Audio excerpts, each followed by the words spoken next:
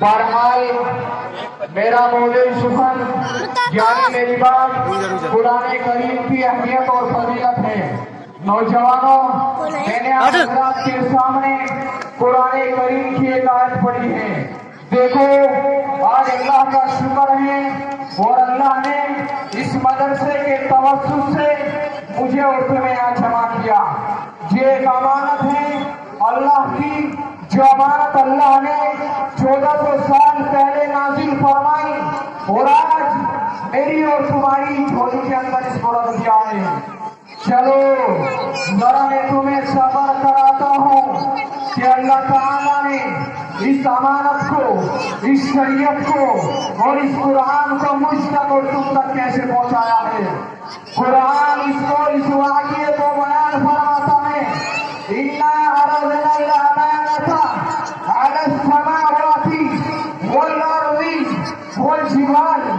اے میرے بندو، اے مجھ پر ایمان رکھنے والوں، اللہ فرماتا ہے میرے بندو، جب میں نے اس امانت کو، اس شریعت کو اور اس قرآن کو اتارنے کا فیصلہ فرمایا تو سب سے پہلے میں نے اس امانت کو آسمانوں پر پیش کیا۔ اے آسمانوں، کیا تم میری اس امانت کو اپنی جھولی میں رکھ سکتے ہو؟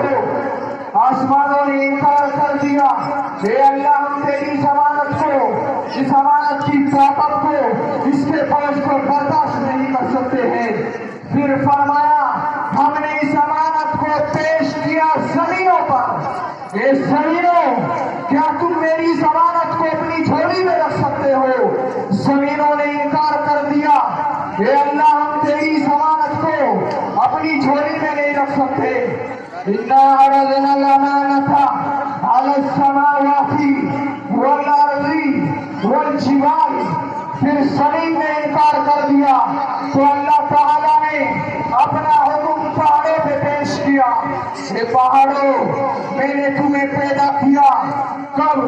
جبکہ اس زمین کو پیدا کیا تو یہ زمین ہل رہی تھی۔ میں نے تمہیں پیدا کیا تو زمین کا ہلنا بند ہو گیا۔ اے پہاڑوں، کیا تم میری امانت کو اپنی جھولی میں رکھ سکتے ہو؟ پہاڑوں نے انکار کر دیا۔ إِنَّا عَرَضْنَا الْأَمَانَةَ عَلَى السَّمَاوَاتِ وَالْأَرْضِ وَالْجِبَالِ۔ آسمانوں پر اس امانت کو پیش کیا گیا، زمینوں پر اس امانت کو پیش کیا گیا۔ اسلام کے نوجوانوں، اے تاولی کے رہنے والوں، اے تاولی کے باشندوں، اس امانت کو پہاڑوں پر پیش کیا گیا۔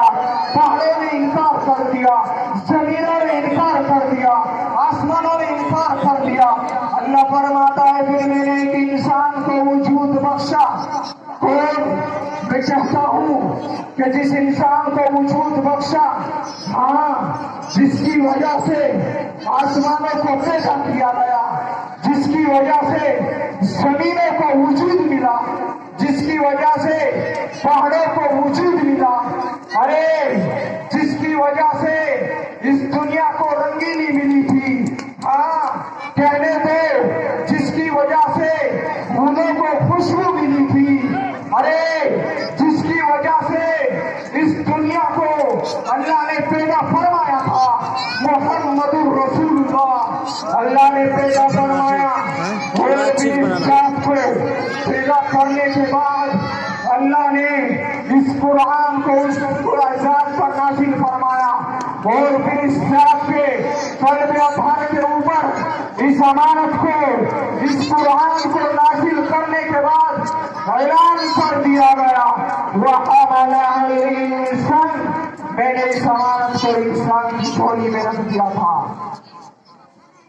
کون انسان؟ جس کے بارے میں کہا گیا اور قرآن کہتا ہے کہ جب اس امانت کو اتارا جاتا تھا، اللہ کے نبی کے قلب اطہر پر وحی نازل ہوتی تھی تو اللہ کے نبی اس کو یاد کرنے کے لیے، اس کو محفوظ کرنے کی کوشش کیا کرتے تھے۔ اللہ کے نبی اس مشقت میں مبتلا ہوتے تھے۔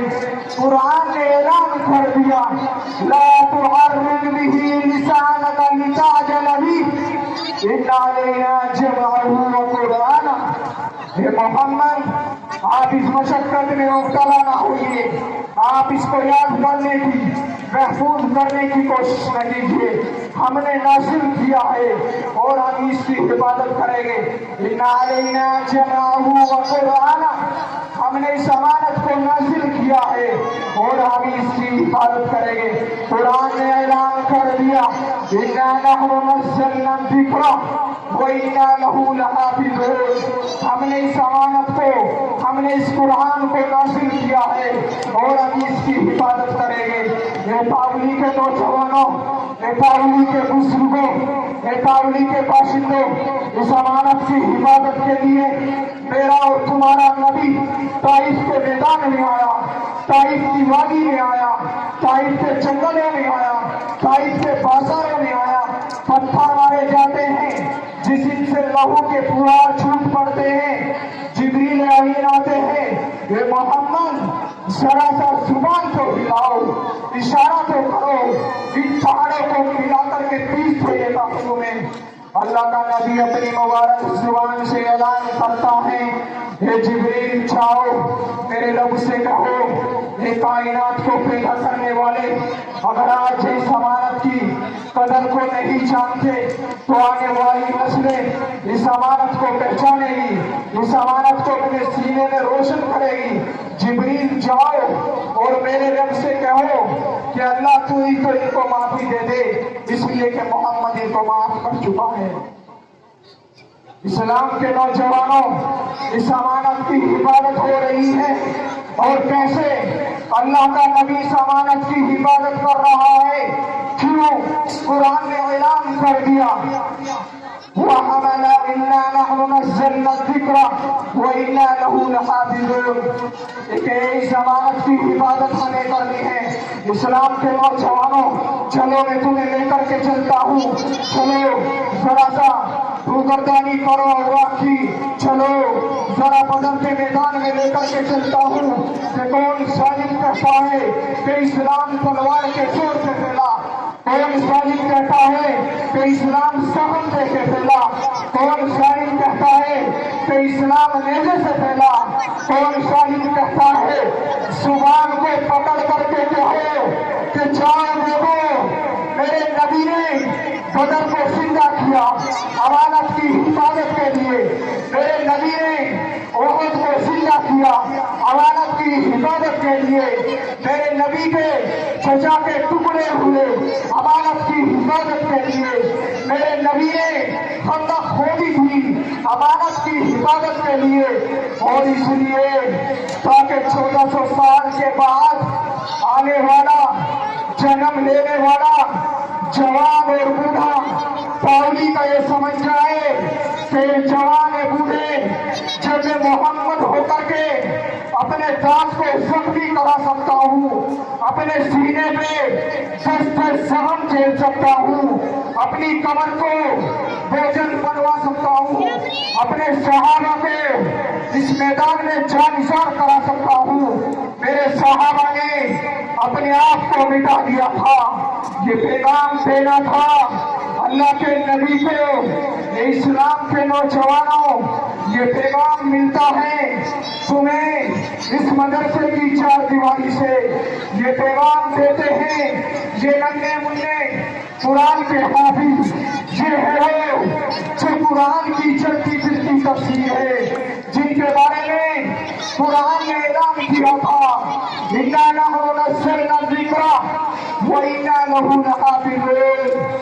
اے ظالموں، ہم نے اس قرآن کو اتارا ہے اور ہم اس قرآن کی حفاظت کے لیے ان بچے کو کھڑا کریں گے، یہ قابل بنیں گے قرآن کی حفاظت ہوگی، یہ قاری بنیں گے قرآن کی حفاظت ہوگی، یہ محدث بنیں گے قرآن کی حفاظت ہوگی، یہ مولوی بنیں گے قرآن کی حفاظت ہوگی، یہ مفتی بنیں گے قرآن کی حفاظت ہوگی۔